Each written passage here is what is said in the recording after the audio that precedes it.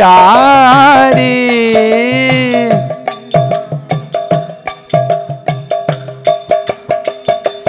Jai Radha Madhav Kunj Vihari Jai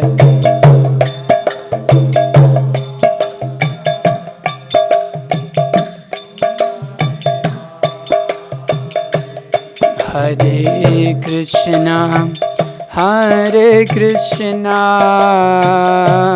Krishna Krishna Hare Hare Hare Rama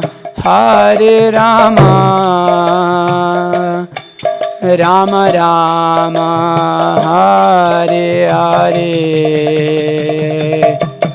Hare Krishna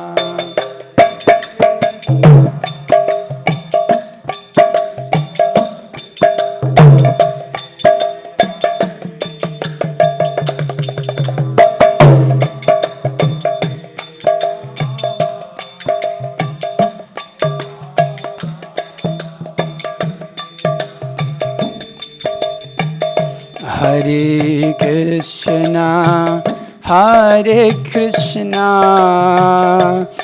Krishna Krishna Hare Hare Hare Rama Rama Rama Hare Hare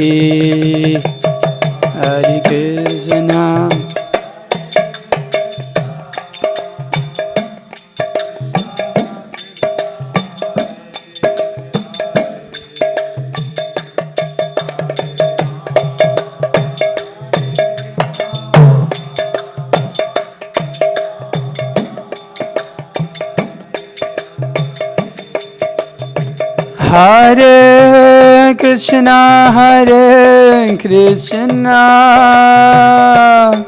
Krishna Krishna Hare Hare Hare Rama Rama Rama Hare Hare Hare Krishna Krishna Krishna Hare Hare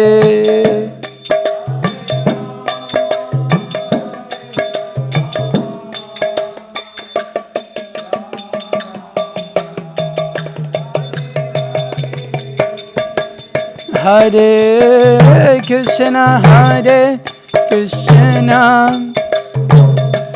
Krishna Krishna Hare Hare Hare Rama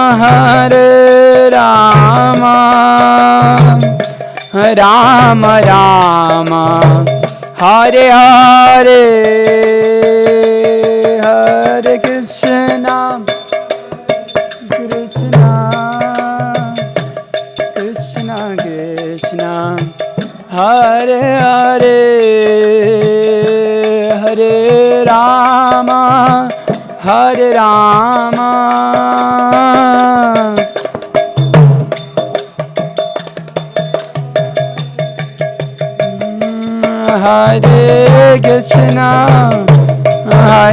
Krishna Krishna Krishna Hare Hare Hare Rama Rama Rama Hare Hare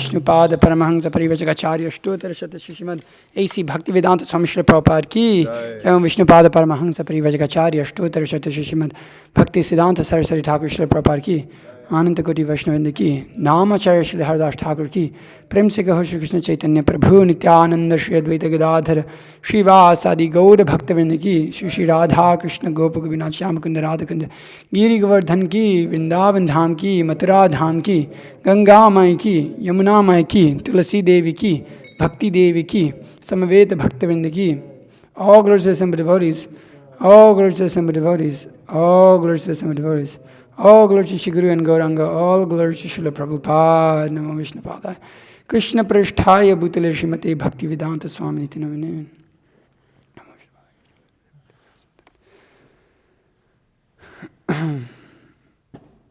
Okay, so today we're going to read from a different section actually. We're going to read from 3.9.24. So... It's similar sort of setting as the second canto. Lord Brahma is in a prayerful mood, so I thought that we could quickly head over here. Just some main, the Sanskrit is really tricky, so I'm going to struggle there. But just some main points being made. What we're discussing now, I thought we've been discussing would be really important here. We've been discussing the quality of a disciple, the qualification of a disciple, the qualification to receive spiritual knowledge. So here, in this verse, and the purport, we're going to discuss a little bit more about the nature of spiritual life and the dangers of spiritual life. So 3.9.24. Okay. Om Namo Bhagavate Vasudevaya. Om Namo Bhagavate Vasudevaya.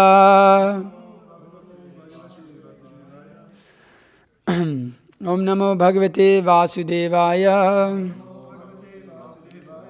Nabhi Hridad Iha Sato Ambhasi Yasya Pungso Vijnana Shaktir Aham Asam Ananta Shakti Rupam Vichitram Idam Asya Vivarnvato Me Ma Ririshishta Nigamasya Kiram Visargah. Okay. Nabhi hridadihya sat ambhasi yasya pungso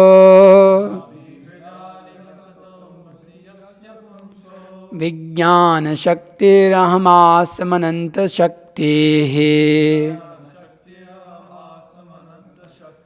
Rupam vichitram idamasya vivarnvato me Idamasya vivarnvato me Maririshishta nigamasya giram visargah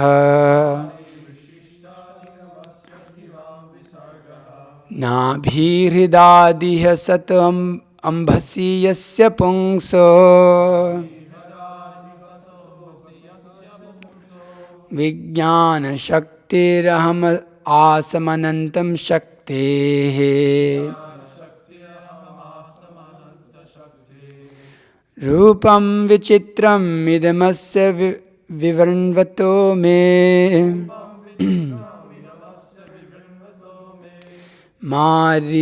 Maririshishta nigamasya giram visargah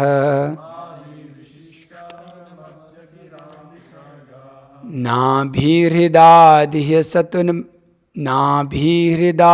sato ambhasi yasya pungso Vijnana shaktiraham asamananta shaktehe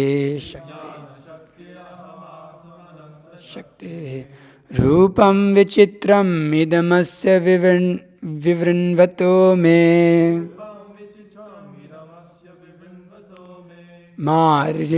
Maririshishta nigamasya giram visargaha.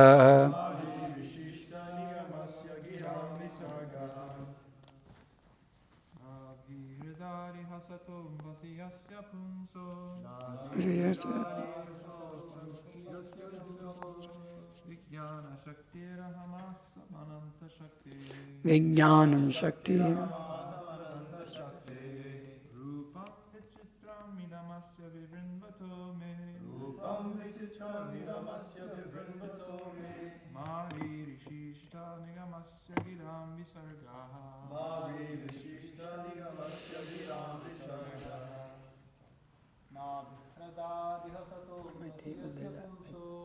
Real medicine when you buy from the store.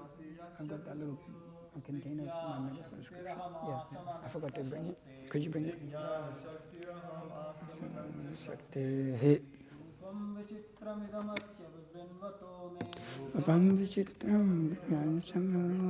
me.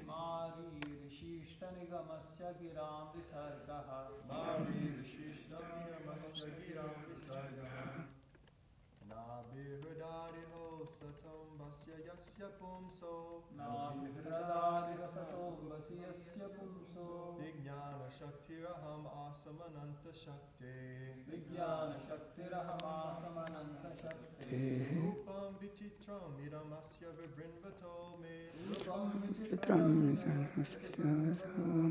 Mari Rishishta Nigamasya Giram Visargaha. Mari Rishishta Nigamasya Giram Visargaha. Nabhridari Hasatam Vasyasya Puso. Nabhridari Hasatam Vasyasya Puso. Vijnana Shaktiraham Asamananta Shakti. Vijnana Shaktiraham Asamananta Shakti. Rupam Vichitram Idamasya Vibrinvato me. Rupam Vichitram Idamasya Vibrinvato me. Marishishta Nigamasya Giram Visargaha. Mari Rishishta Nigamasya Giram Visargaha. Nabhi Radari Hasatom Abhiyasya Pumso. Nabhi Radari Hasatom Abhiyasya Pumso. Vijnana Shaktiraham Asamananta Shakti. Vijnana Shaktiraham Asamananta Shakti. Rupam Vichitram Idamasya Vibrinvato me. Rupam Vichitram Idamasya Vibrinvato me. Maririshishta Nigamasya Giram Visargaha. Maririshishta Nigamasya Giram Visargaha. Okay. Nabhi Hridat. From the navel lake. Iha. In this millennium. Sataha. Lying. Ambhasi. In the water. Yasya. One whose. Pumsaha. Of the personality of Godhead. Vijnanaha. Sorry. Of the total universe. Shakti. Energy. Aham. I. Asam. Was born. Ananta. Unlimited. Shakti. Of the powerful. Rupam. Form. Vichitram. Variegated. Idam. This. Asya. His. Vivarnvataha. Manifesting. Me. Unto me. Ma. May not. Ririshishta. Vanish. Nigamasya.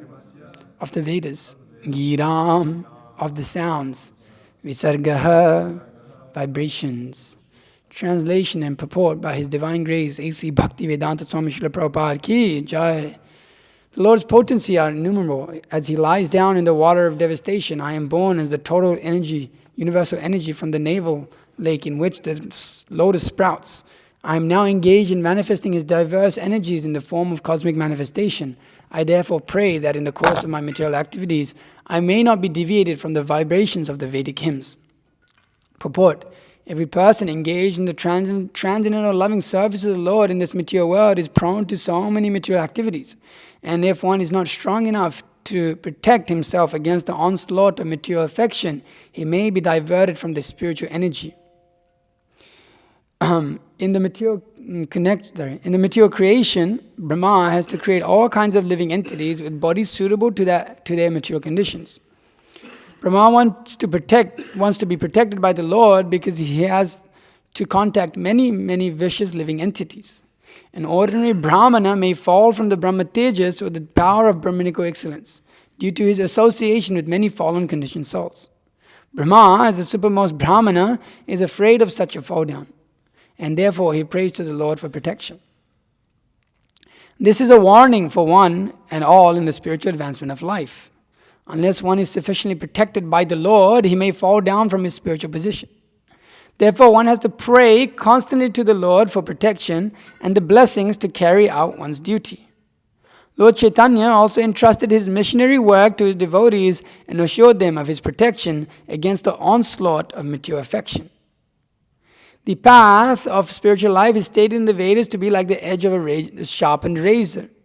A little inattentiveness may at once create great havoc and bloodshed, but one who is a completely surrendered soul always seeks protection from the Lord in the discharge of his entrusted duties.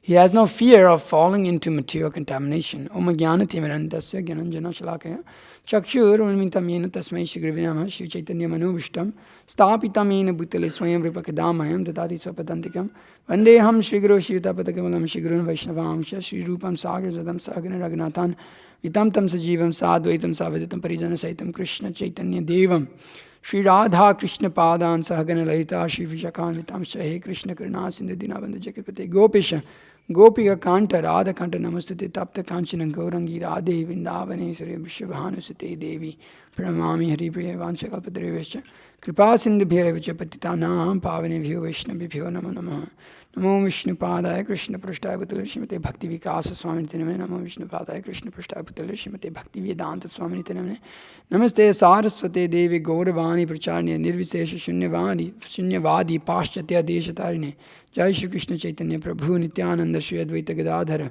Srivas Adi Gaura Bhaktavinda Hare Krishna Krishna Krishna Hare Hare Rama Hare Rama Rama Rama Hare Hare.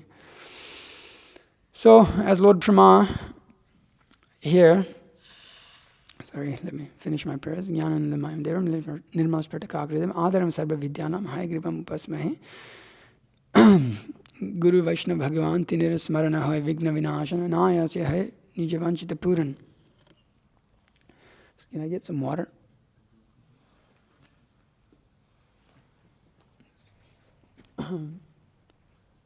So here we're speaking on Lord Brahma's prayers as we've been going through in the second canto. Again, it happens in the third canto, again happens a little bit later again, and then there's some more in the 10th canto also.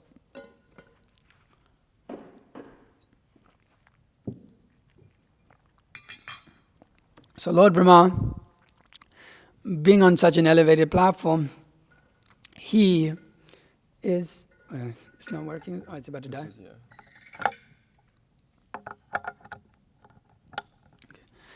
Lord Brahma, it's on a different, what number?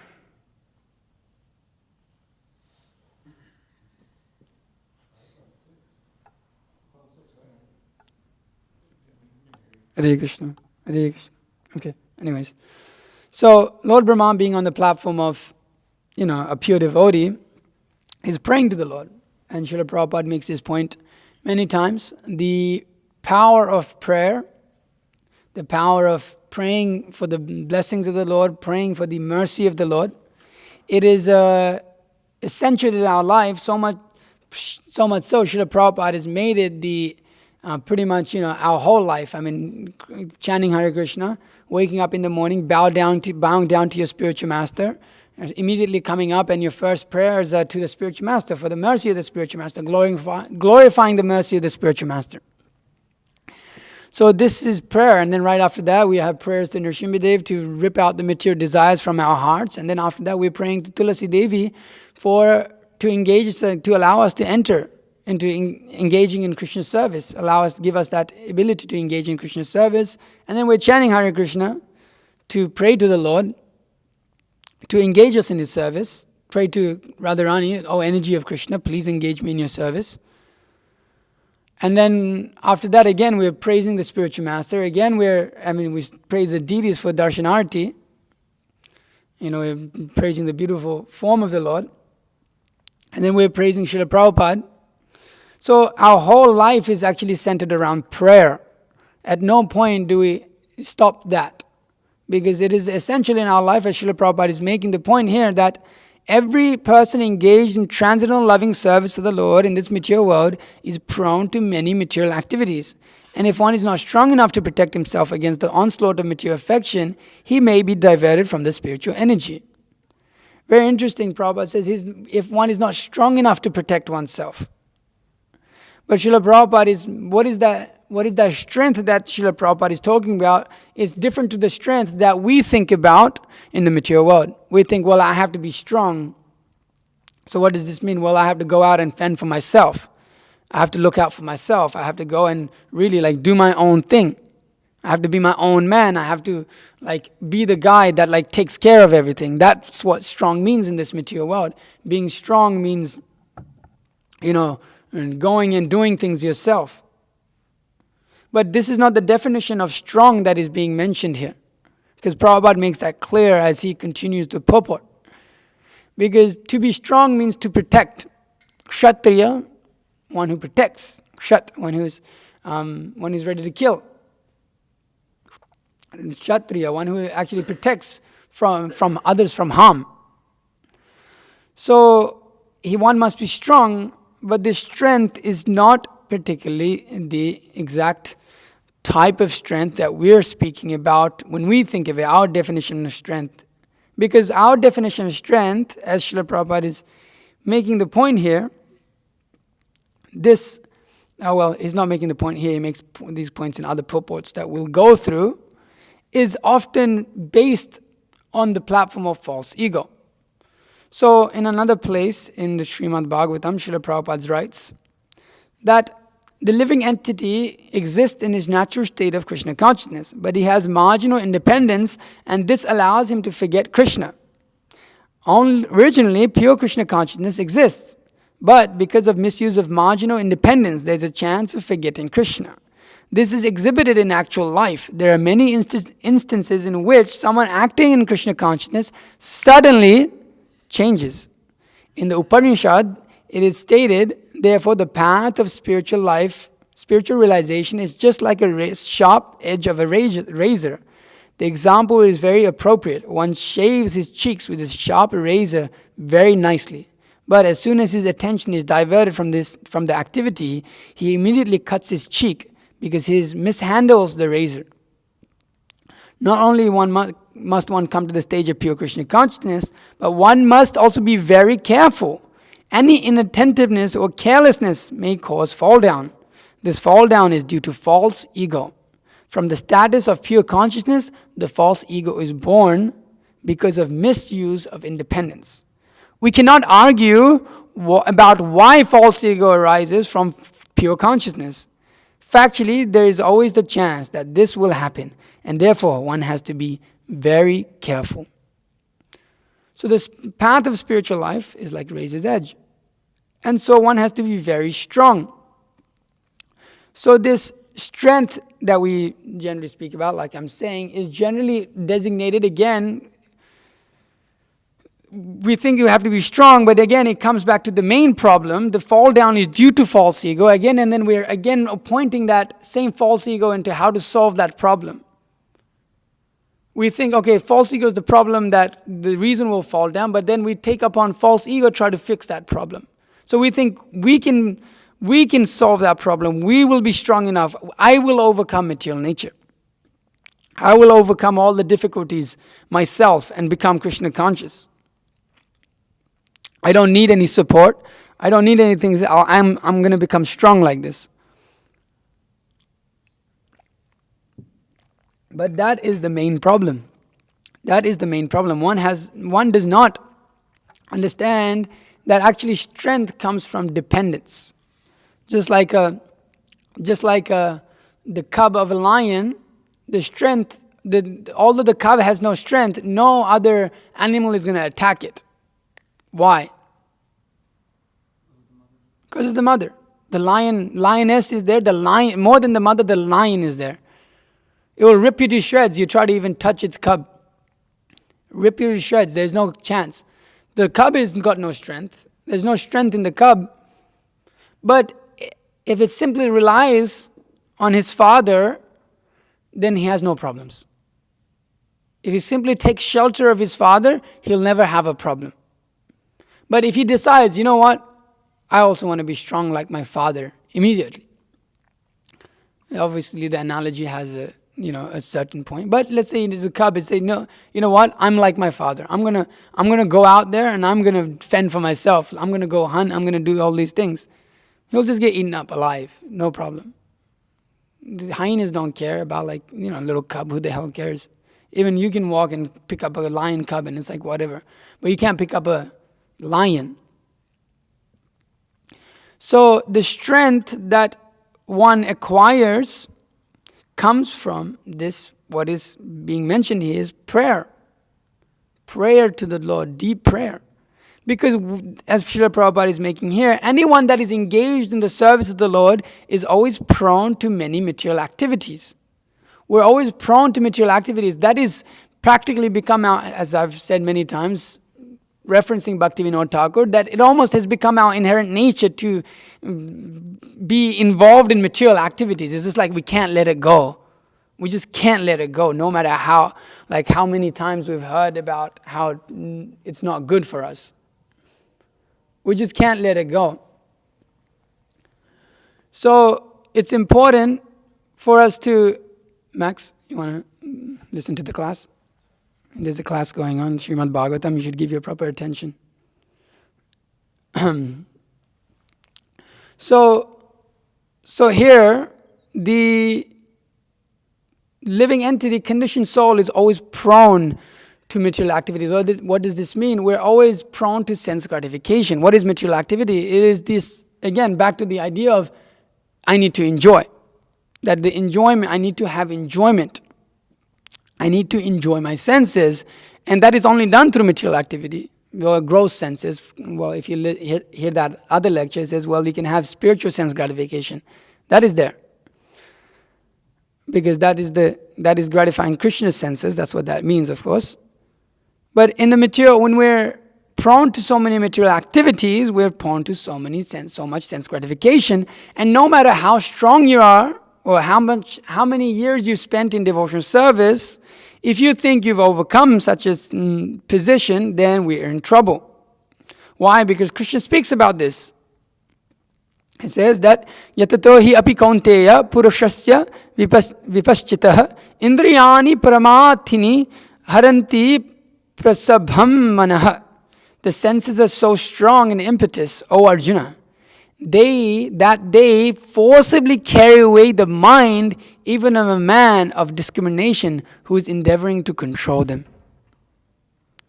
So Prabhupada comments, there are many learned sages, philosophers and transcendentalists who try to conquer the senses.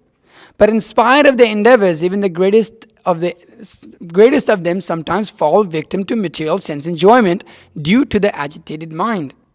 Even Vishvamitra, a great sage and perfect yogi, was misled by Menaka into sex enjoyment, although the yogi was endeavoring for sense control with severe types of penance and yoga practice.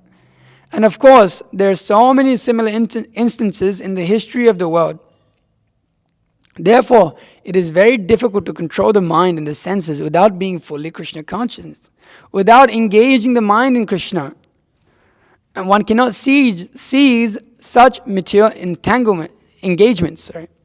A practical example is given by Sri Yamuna Acarya, a saint and devotee, who says, Yada vidhi mama cheta Krishna padar vinde nava nava rasa dhamni udyatam rantum asit tad avadhi bata nari sangame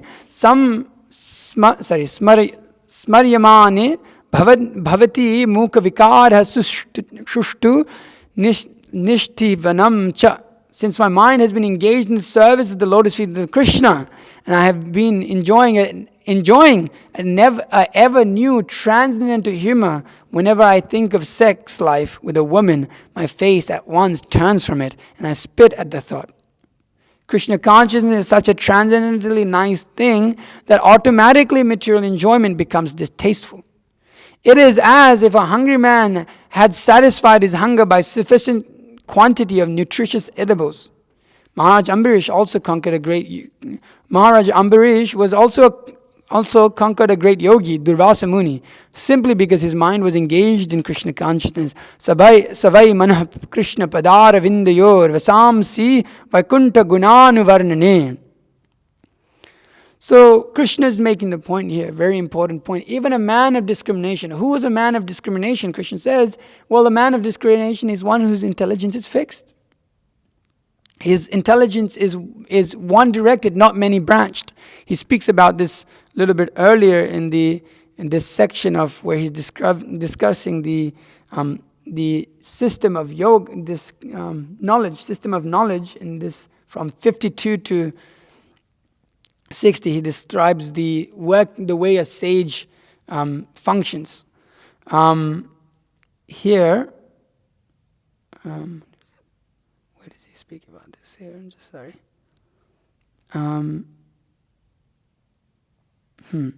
Okay, I'm not going to be able to.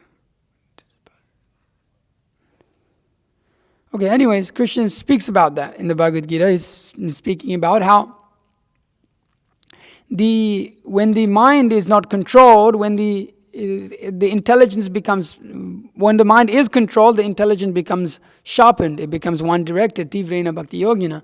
But when the mind is uncontrolled, then it has many branches. So that means it's not here and it's not there. So we're in trouble when we're in such a situation.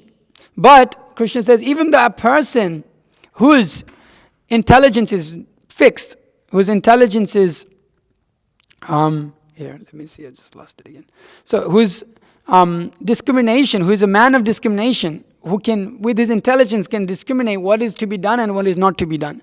And Krishna says later in the Bhagavad Gita, the demons, they do not know what is to be done and what is not to be done. But the saintly classes, they know what is to be done, what is not to be done, because they are very learned, they are very realized. But Krishna is speaking, saying that even of such a man, if the senses are not controlled, they are so strong, they forcibly carry away one. And how does that start? Well, contemplating upon the object of the senses. From contemplation, attachment. From attachment, lust arises. From lust, there is anger. Such and such, Krishna describes the falling of the yogi. So the sadhaka, the person who's performing sadhana, who's endeavoring to practice Krishna consciousness, he must be very careful not to allow this sense gratification, mature sense gratification, to creep into his devotional life. And this is very difficult, because the nature of sense gratification is that it is unlimited. Unlimited means that the imagination creates a feeling that it will be unlimited. The imagination of the mind creates a state where it thinks, okay, if I go and enjoy this, I'll become very happy and I can enjoy more and more and more. I shall get more and more and more. That's one of the qualities of the demons that Krishna says, that I have acquired so much today and I shall continue to acquire so much more. I am the enjoyer. I am the doer of everything. That is the consciousness of a demon, Krishna describes. So the nature, Krishna says in the 3rd chapter, is that this lust and greed, they burn like fire. That it is the eternal enemy of the living entity, and they burn like fire. That means, and greed fuels that, because lust, the more we try to enjoy, the more we want it. There's greed, lust and greed, and then that greed is like fuel to the lust. It never stops.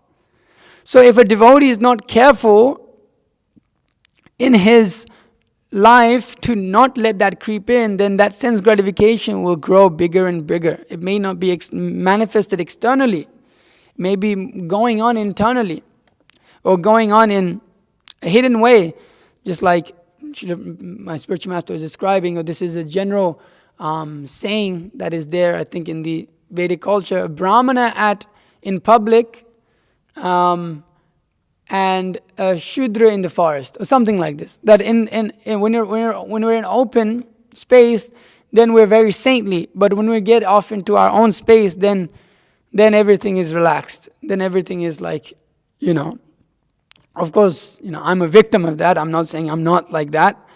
A lot of this, what I'm speaking because I see that prominently in myself. So I'm preaching to myself mostly here because I need it. But we can see that generally this is also a principle. And so one has to be very strong to not let those things come in. So how does one do that? How does one do that? How does one conquer such a difficult thing? Because it is, Krishna speaks about this. He says, this is the hardest thing you can do in this world. To conquer the mind, to conquer this false ego is practically impossible. But what is the solution Krishna gives in the Bhagavad Gita? What is the solution that Krishna gives to Arjuna?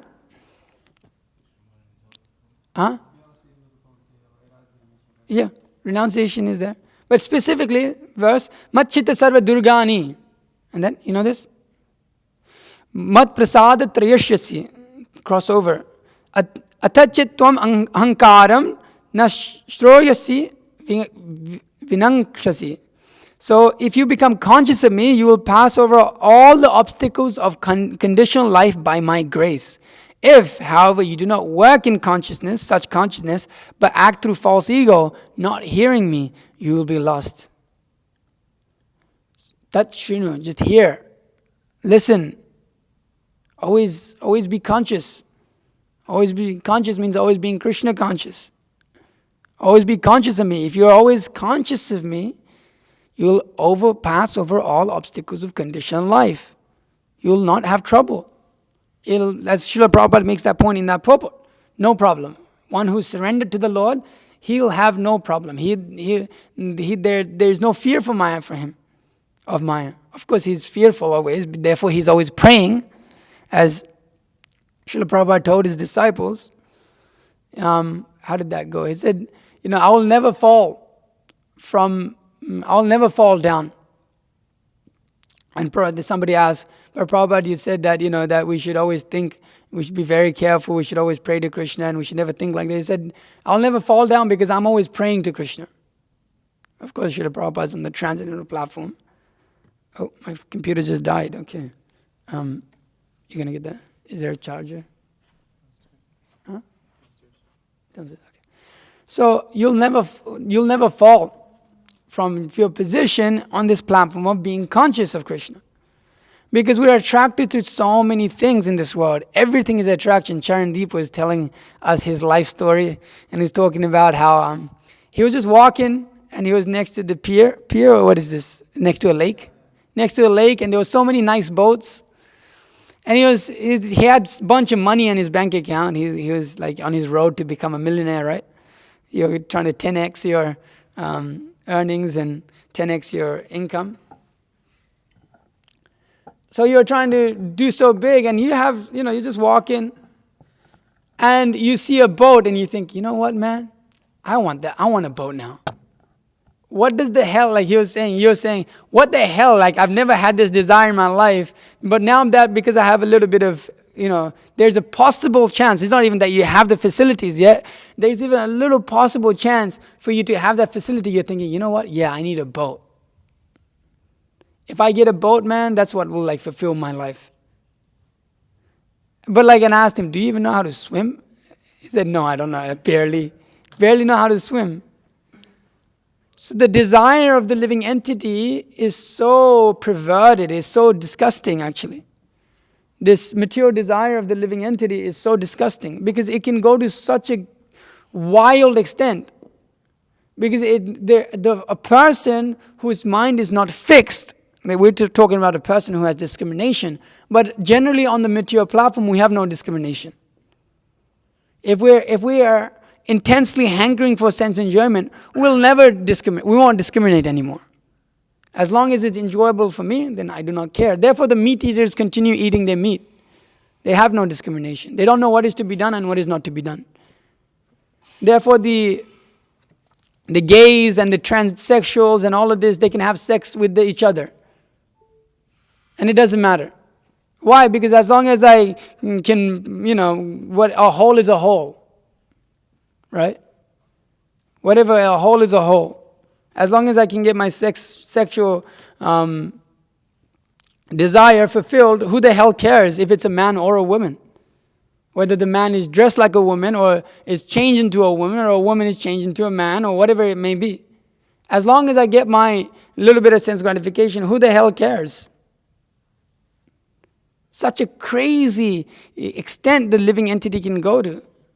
The living entity actually is insane. Actually, we're insane. Is this desire to live in this material world, to desire to acquire material things and to become some economically advanced person is absolutely insanity. It doesn't make any sense. It doesn't make any sense. Who came up? It's just like it doesn't at all give us any level of happiness, peace, none of these things, and we're still run after it. This is foolishness. Prabhupada writes like this: a person in full Krishna consciousness is not unduly anxious about executing the duties of his existence. The foolish cannot understand this great freedom from all anxiety. For one who acts in Krishna consciousness, Lord Krishna becomes the most intimate friend. He looks after his friend's comfort and he gives himself to his friend who is so devotedly engaged in working 24 hours a day to please the Lord. Therefore, no one should be carried away by false ego of the bodily concept of life. One should not falsely think himself independent of the laws of material nature, or free to act. He is already under strict material laws, but as soon as he acts in Krishna consciousness, he is liberated, free from material perplexities. One should note everything that one who is not active in Krishna consciousness is losing himself in the material whirlpool, in the ocean of birth and death. No conditioned soul actually knows what is to be done and is what is not to be done. But a person who acts in Krishna consciousness is free to act because everything is promoted by Krishna from within and confirmed by the spiritual master. That is exactly what is going on with Lord Brahma here. It's exactly what's going on. He is acting exactly according to Krishna. Therefore, from within and without, Krishna is instructing. As the spiritual master, in this Lord Brahma's case, Krishna is coming, he himself, in the form of Shyamasundara. Shyamasundara Achinta Guna Swarupam, unlimited qualities, with unlimited qualities, very beautiful. Form of Shyamasundara is descended upon Lord Brahma, to Lord Brahma, and he's having direct vision. And then the Lord, Supreme Personality God, is also guiding from within the heart as Cheta Guru, as Paramatma.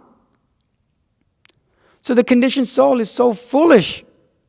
He thinks himself independent. Although that he is so much caught up by material nature, he's so entangled, so bound up by his material desires, by his stupid mind, by his false ego, he thinks himself, yes, I can do something. Yes, if I do this, it will be great benefit for me. We think our material life is great benefit for us. It's foolishness.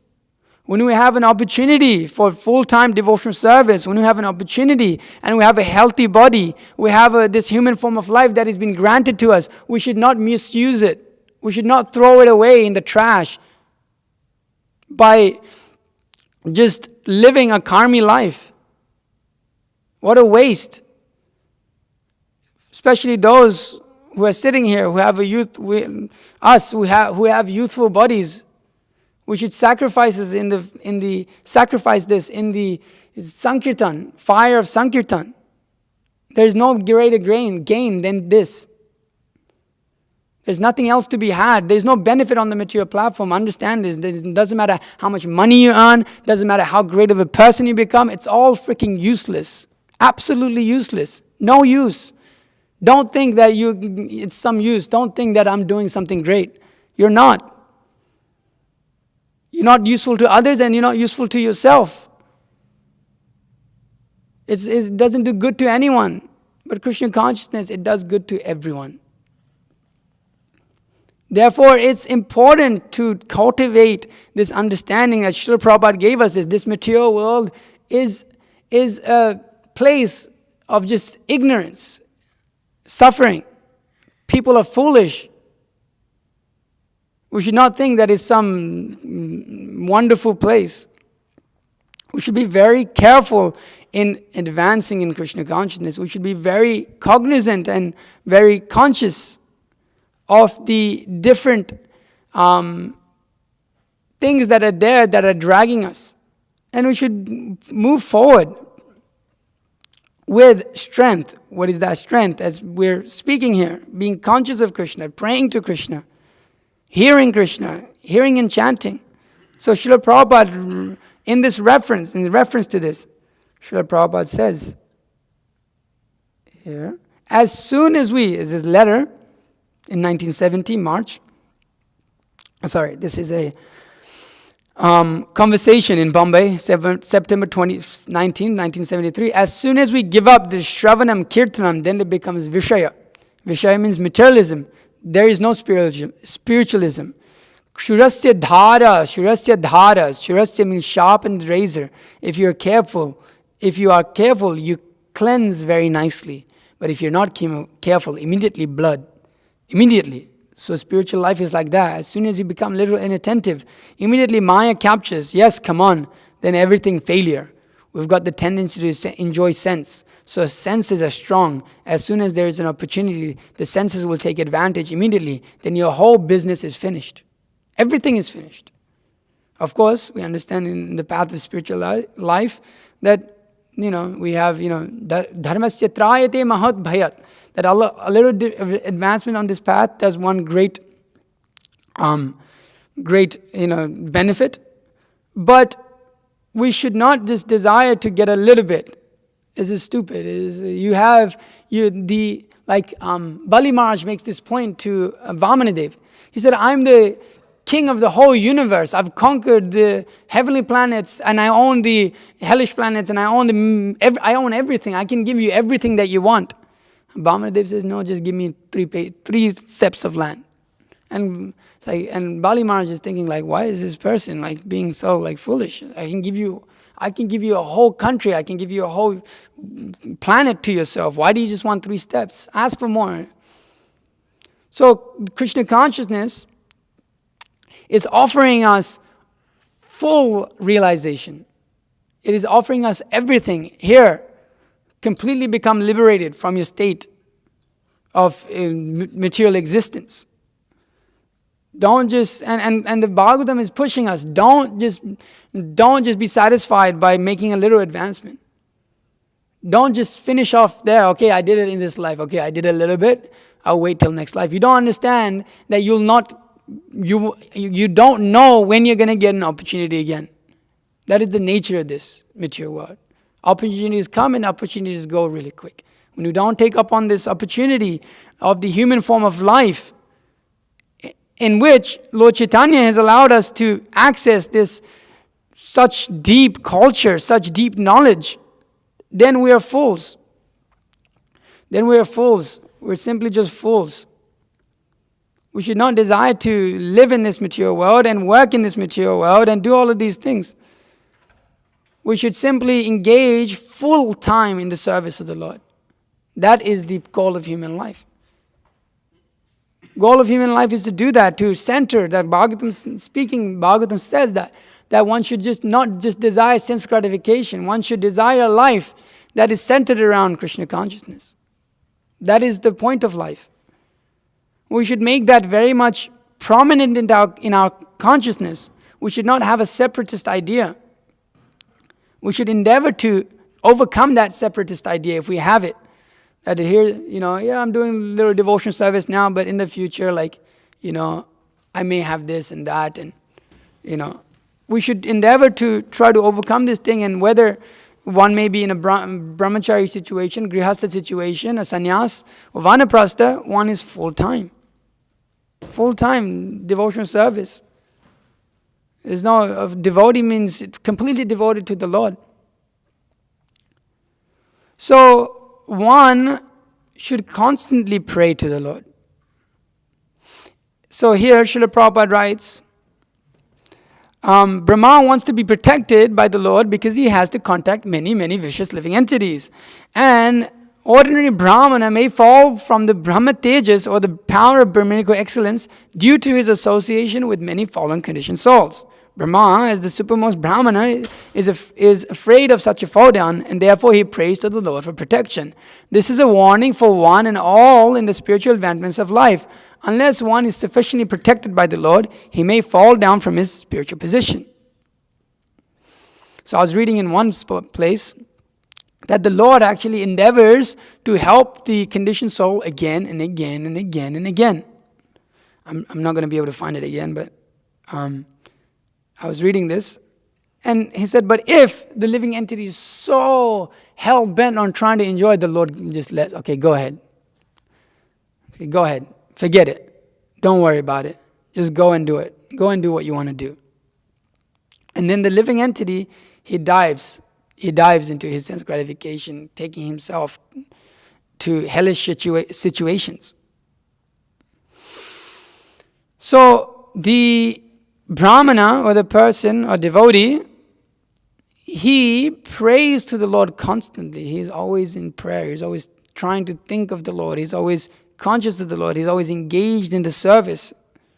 He's always engaged in that service. Sometimes, it's obviously hard to always think about Krishna for us. So my spiritual master told me in my initiation, on my initiation day, he said, yeah, that's very difficult to do, always remember Krishna and never forget him. But at least where, the platform you can at least do is always do what is favorable for Krishna consciousness and reject those things, what is not favorable for Krishna consciousness. We can start there.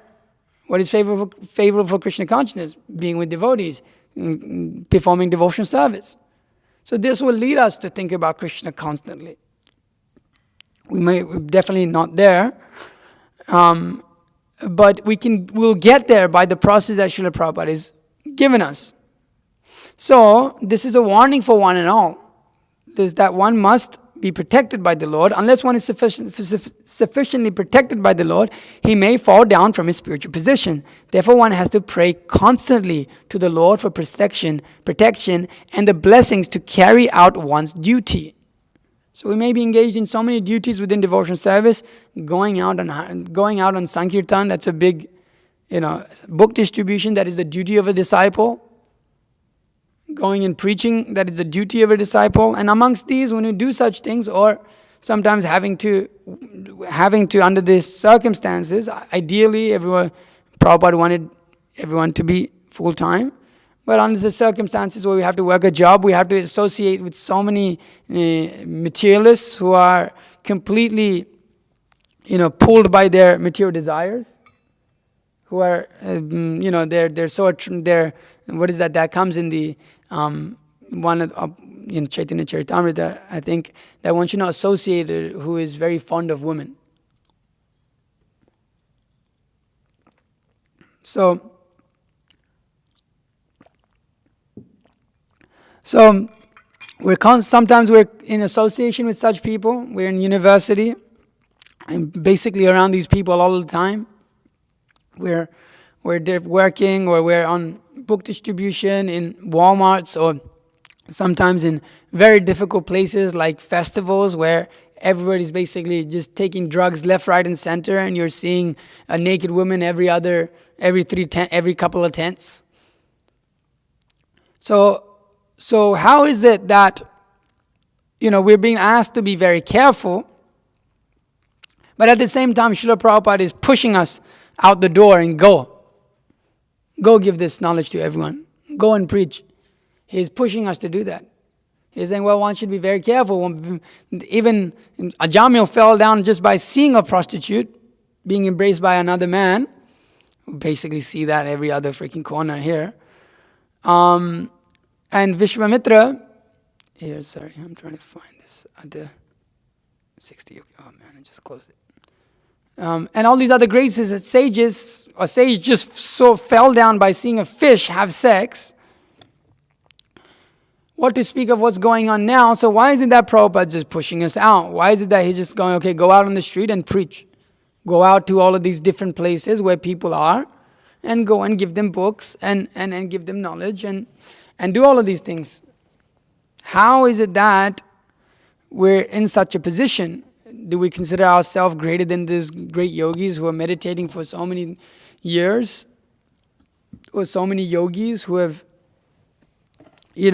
undergone intense meditation, learned to control their mind, undergone great austerities? No, it's simply the mercy of the spiritual master, of course, and this mercy of Lord Chaitanya that is there. Lord Chaitanya was also entrusted with his missionary work to his devotees and assured them of his protection against the onslaught of material affection. So Lord Chaitanya, Srila Prabhupada, they've guaranteed us, they have given us their blessings.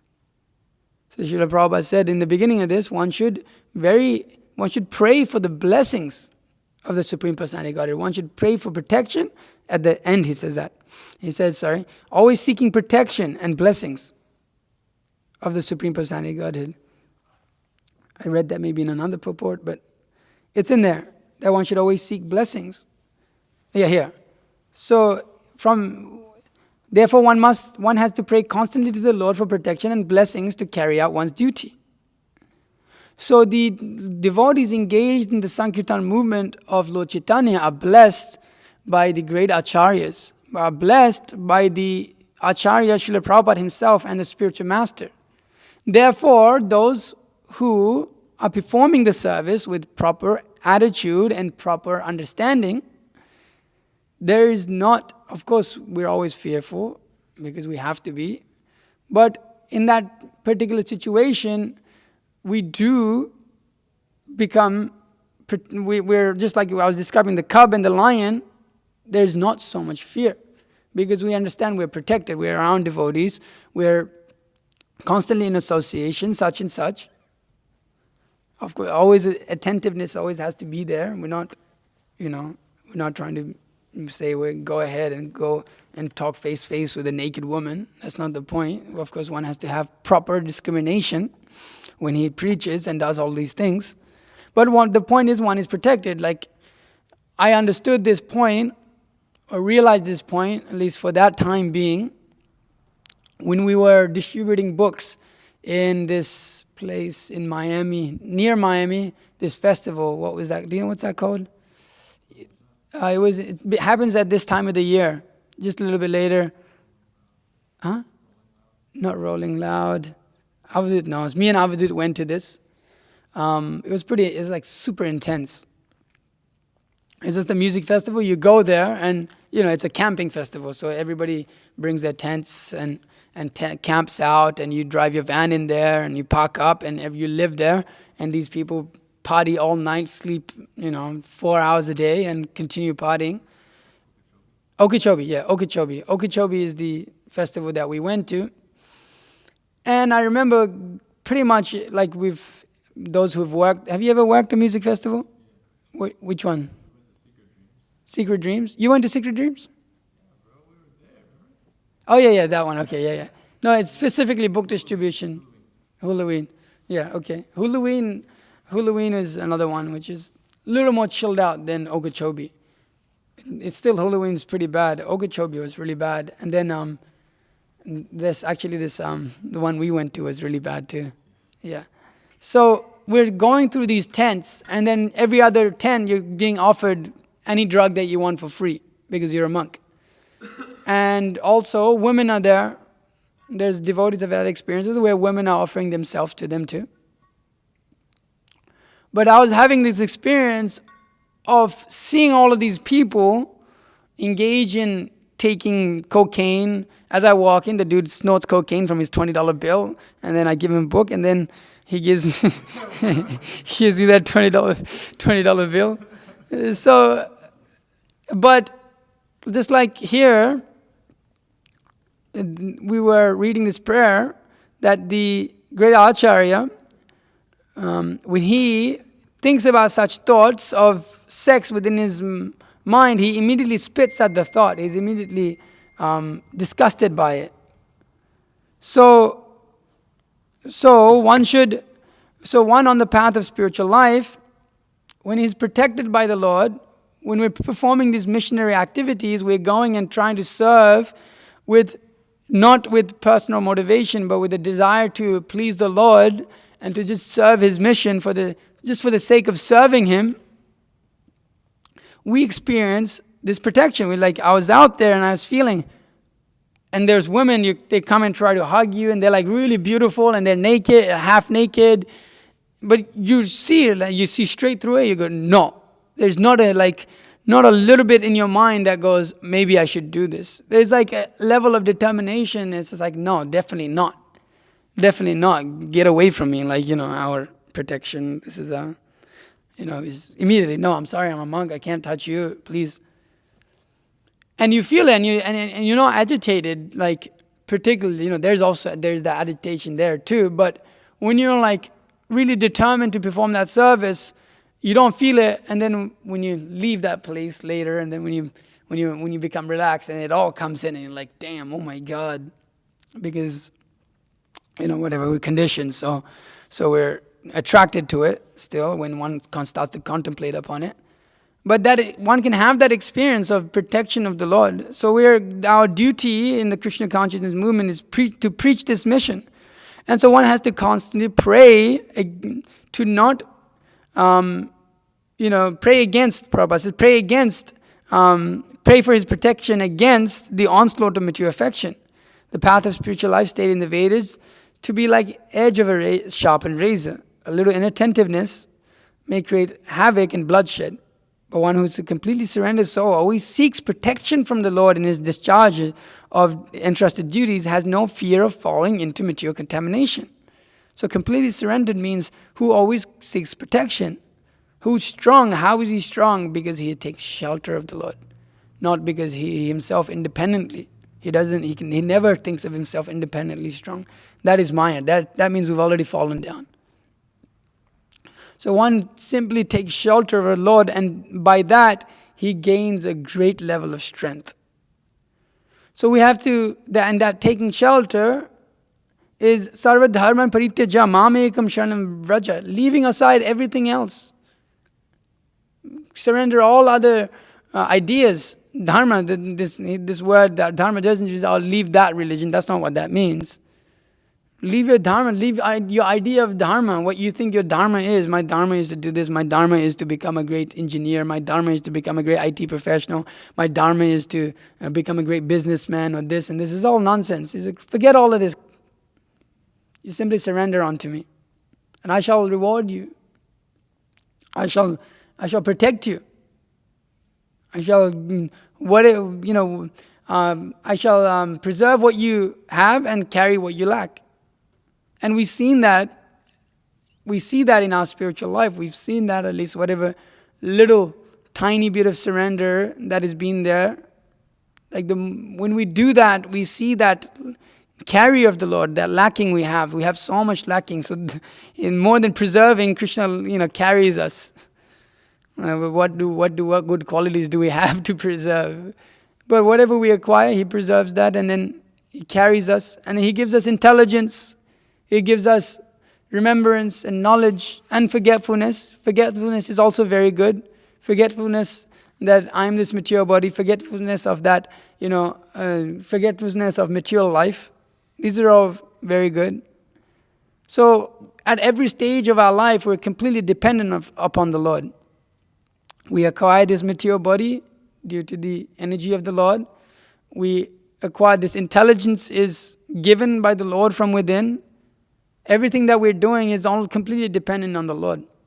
So we should recognize that and then engage in devotional service and become enlivened. This is very enlivening.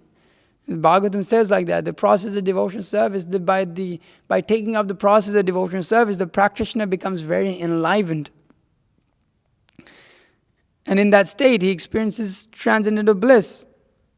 As in that prayer that I was saying, I'm very much happy in my, experiencing this transcendental ecstasy. Experiencing transcendental ecstasy of Krishna consciousness. But it requires us to grind through the difficulties. It requires us to push through the mind, which is so the mind based on the false ego, which is diverting us in so many different directions. You have to do this, you have to do that. No, you have to pull it all back and say, no, I have to surrender to Krishna. And you have to endeavor on that platform. And by doing that, we please the Acarya, please the devotees, we please Krishna, please the spiritual master, and there's nothing more to be had. That's the prayer. Guru Vaishnava Bhagavan Tinera Smarana Hoy Vigna Vinashan. All of the difficulties are destroyed on the path by remembering Guru, Vaishnava and Bhagavan.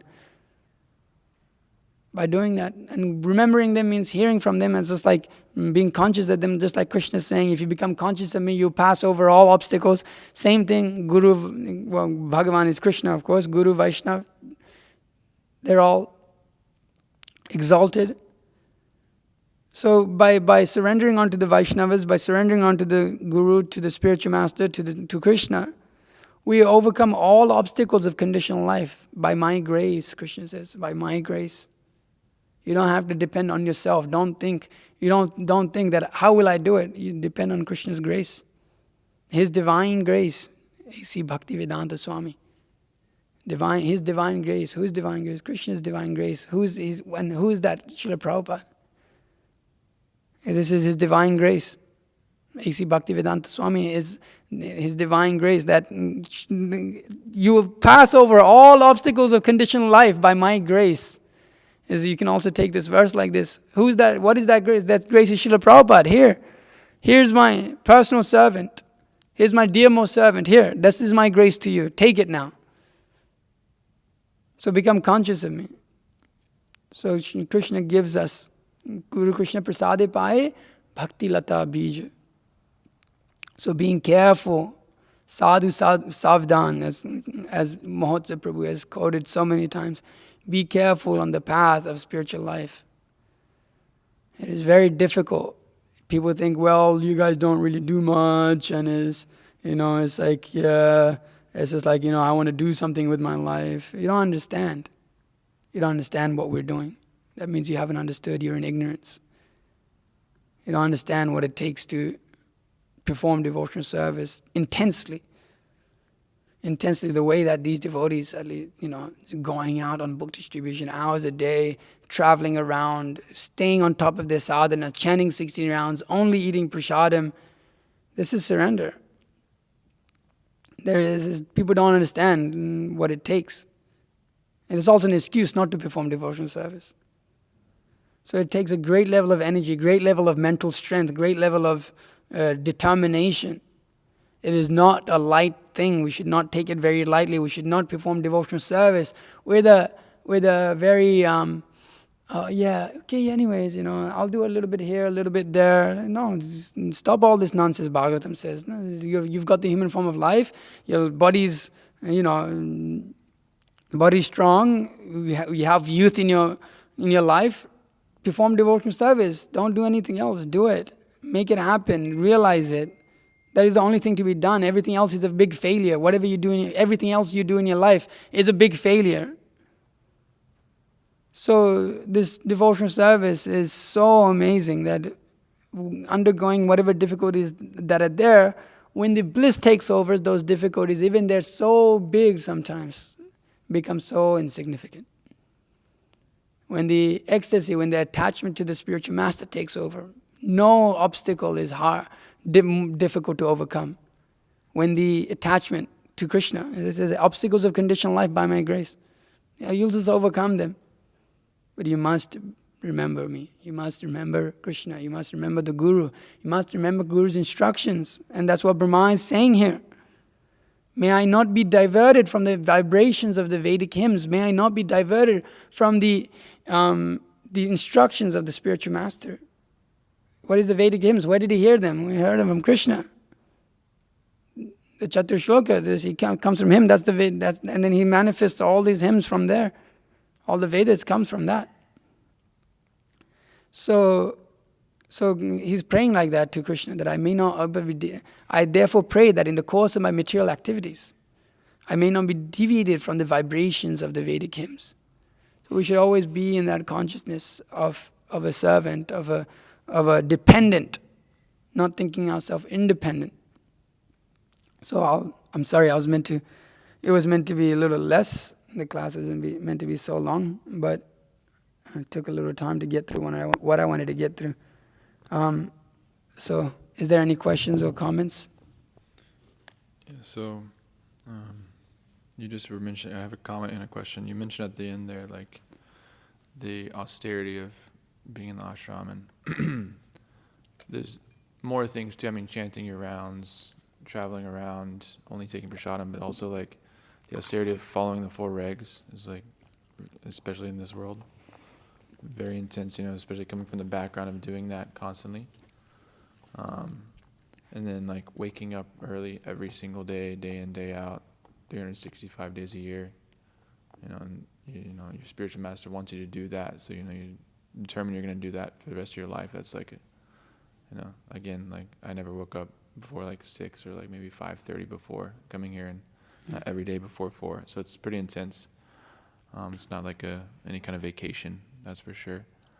And my question was, you were mentioning about the sarvadharma parityāja, the abandon your dharma, you abandon, like, so, like, in our case, right, we're like young, single guys, so, like, we don't have any material obligations really, but, like, what about the case of, like, I mean, we have people come here sometimes that are married or, like, a little bit older, and, like, they have obligations in that way. So, like, how do you balance that? Like, I know Prabhupada said, like, you can practice Krishna consciousness in your situation, right? Mm-hmm. But also, like, how do you, like, fully surrender to Krishna if you're in that situation? Like, you're in a material situation, you're more entangled. So Krishna says that in the Bhagavad Gita. Okay, I'm going to question the 2 bhaktas that are here who went through that for 2-3 weeks straight. So what is the first thing Krishna says? What is the highest platform? Yeah, fixate your mind. Okay. If you cannot do that, 4 regular principles. follow the regular principles of Bhakti Yoga. Right? And then if you cannot do that, then you work for me. Then you give up all your activities. So sorry, here Krishna specifically mentions, just to be more specific, that if you cannot fix your mind upon me, then perform regulations of Bhakti Yoga. If you can't do that, then work for me. And if you can't do that, what? No. Give up your results for your work, of your work, and try to be satisfied. And if you can't do that, and if engage yourself in cultivate knowledge, better than that, better than meditation, better than meditation is what? And better than knowledge is meditation, and better than meditation is renunciation of fruits of action. So Krishna speaks about that in the 12th chapter. He goes through, well, if you can't do this, then all right, just do these other things, and they'll eventually lead to this. So Srila Prabhupada has also given that for those who have such situations, that they perform devotional service, by giving up their results, by giving it to Krishna, by offering donations to the temple, by coming and engaging in devotional service, giving their time. So they may have a situation where they're, keeping a household, and so, but that still, a devotee can still divert his mind towards Krishna, even amongst all of those. Of course, your work doesn't become devotional service. That's a very important point. But you can give up your results and start to steer it towards devotional service. So make it means give up your results, and so in that way, divert your mind to Krishna. Your mind goes where the money goes, you could say, or your mind goes where your fruits of your labor go. So in this way, we can give up our dharma in this way also, that you start to your family. You don't, as Bhaktivinoda Thakur is a very good example of that. This is not my family. This is your family, my Lord. This is your house. This is your family. Therefore, the only reason I maintain it is for this reason. Otherwise, I have no connection to this. So that in that consciousness, one may maintain his family and such. But if there's a situation which one can get out, then he should. If there's like Srila Prabhupada wanted, farms. If there's a farm situation available where they can go and able to function in that farm, then they should go to that situation. So ideally, if we can do like that, but if not, it's not. This is what we're speaking is, of course, the speech should generally be done on the most ideal platform. Because everybody wants to take how little do I have to do? Right? Always everyone's wondering how little, like, what is it that how much should I do just to get by? So when we speak, we're always obviously speaking on the ideal platform of Krishna consciousness, and most people should be on that. And then there will be some who are there's different grades of devotional service, of course, and that is bona fide. But of those who are not up to the highest standard, they'll want to come up. Otherwise, if you you can live a karmi life, you can live a normal life, work a karmi job, and be a devotee at the same time, everybody will just do that. But that's not the highest standard Srila Prabhupada said, and that's not the highest standard that is set in Srimad Bhagavatam. Renunciation is. Renunciation of one's everything and surrendering to Krishna.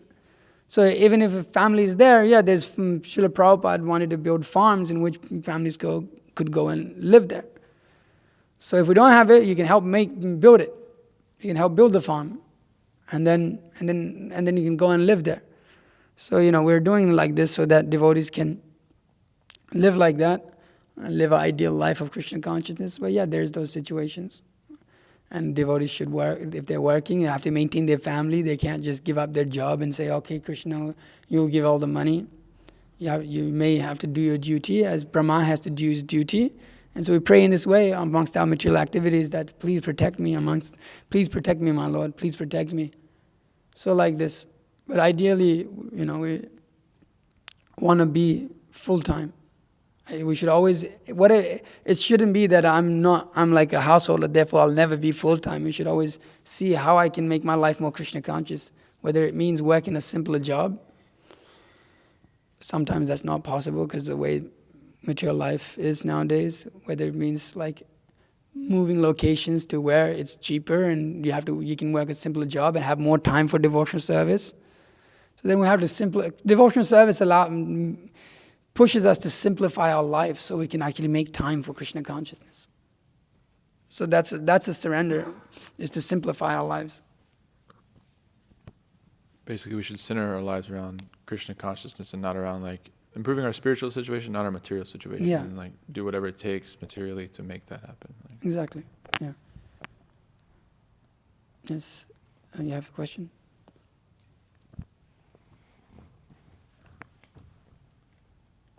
Yeah, it was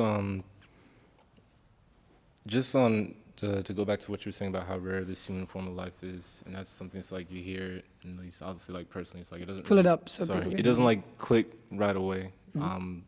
But I wanted to kind of just ask for further clarification. I don't know if you touched on this already, but like about Lord, not just mercy of like of Krishna and the spiritual master, but Lord Chaitanya specifically in like this day and age with Kali Yuga increasingly getting worse and progressing as time goes on. Can you just touch on that some more? Yeah, see, we're all in Kali Yuga, Kalo Shudra Sambhava, we're all Shudras. We're all born, this is the age of Kali, everybody, there's what is a Brahmana? But especially us, we're like really like I was mentioning in that one, on Tuesday, we're really bottom of the barrel stuff.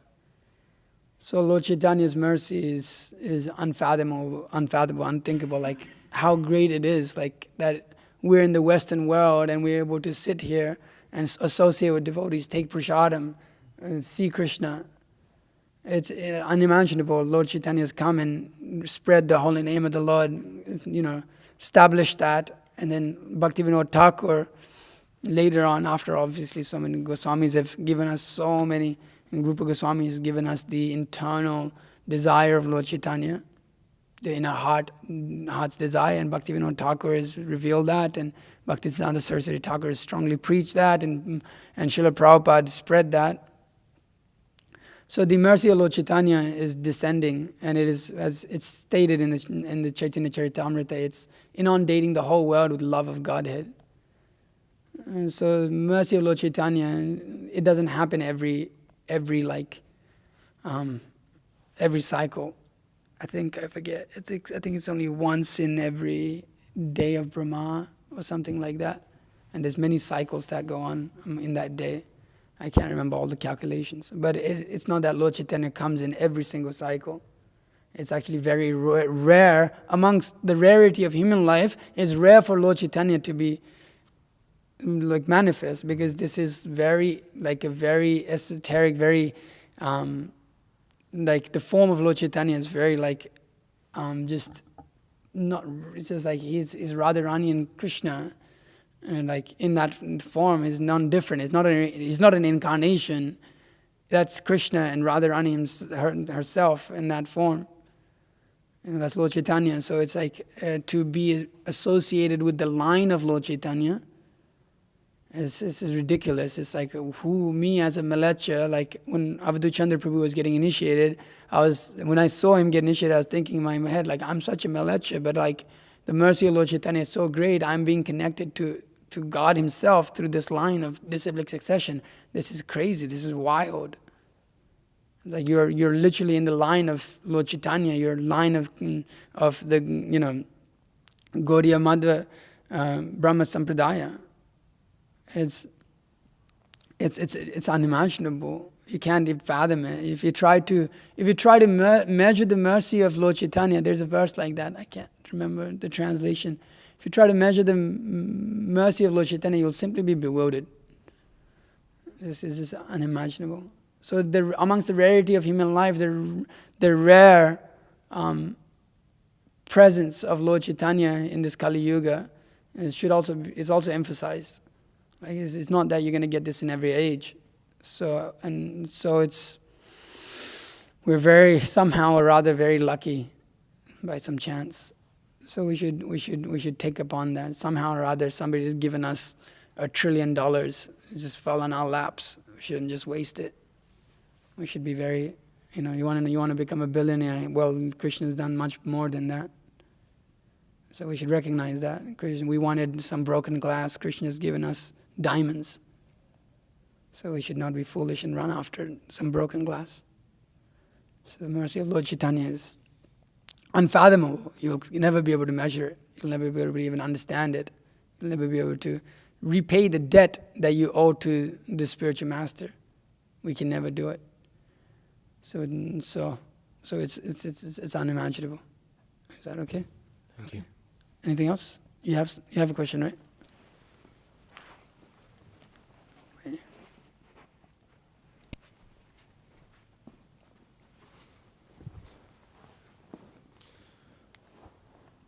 Okay. So you were stressing the importance of prayer all the time, being engaged in prayer. And so the question that I had was like, what and how to pray? Because do you start off kind of with the Namo Vishnupadaya? Oh, yeah. And then also, is it better to just open your heart when you pray, or you should try and recite what previous acharyas prayed? Good question. So Mahotsa Prabhu went through this quite extensively in his last class. You remember that? So one thing I advise is to go... Yeah, you can look back at that. But some basic things is, we first offer our respective obeisances to our spiritual master, and then we chant the prayers. We glorify the Lord first. So you'll see this in the Bhagavatam. As always, before a benediction is asked, you first glorify the Lord. How? By hymns, by Vedic hymns. So you may, Brahma Samhita is very nice. It's so beautiful, describing the Lord. So you may chant that. And then after you chant that, then you can pray for blessings from the Lord. Say, my dear Lord, I'm a very fallen and weak person. Please, accept me as your servant. Please allow me to serve you life after life. And you'll see, this is the prayers like you'll see in Shikshashtaka.